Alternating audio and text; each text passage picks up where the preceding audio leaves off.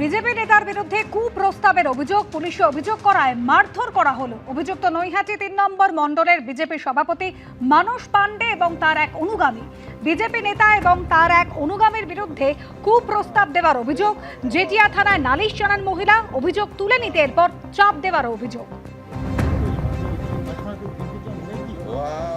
ঘটনা ঘটেছে ১২ তারিখ ১:৩০টার সময় আমার ফোনে একটা ফোন আসে। ও আমাকে এরম বলতে থাকে, গল্প করবো, আসো ওই বড় পুকুরটায়। হ্যাঁ, তো আমি ওর ফোনটা কেটে দিই। এবার ওকে বলি যে আবার যদি ফোন করে আমি থানায় জানাতে বাধ্য হবো। তারপরেও তো অকথ্য গালাগালি দিল, আমি কেটে দিলাম ফোনটা। তারপর দেখছি আমি ওই কলটা কেটে যখন শুতে যাব তখন দেখছি আবার হোয়াটসঅ্যাপে মানস পান্ডে আমাকে কল করেছে।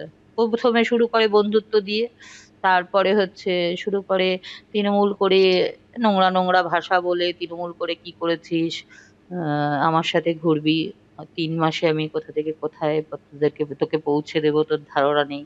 তো আমি সেখানে যেতে চাইনি। ও আমাকে ওই বড় পুকুরের ওখানে বলছে একবার এখানে তুই আয়।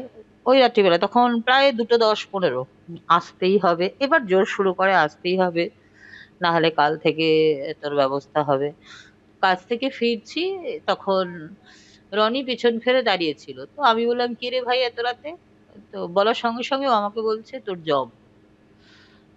ও যেই বলেছে আমি একটু হাঁটার স্পিডটা একটু জোরে করেছি, আর ও একদম আমাকে পেছন থেকে এসে এমন ভাবে ধাক্কা দেয়, আমি পুরো সশরীর নিয়ে একদম রাস্তার মধ্যে উল্টে পড়ে যাই।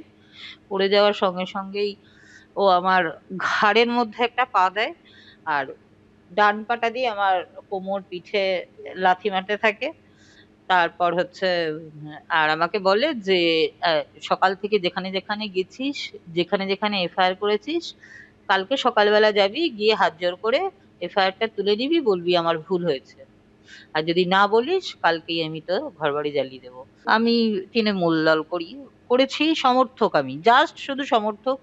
আমার দলের কোনো, না, আমি এখন আর রাজনীতি ছেড়েই দিয়েছি, এখন আর কোনো দল করিই না।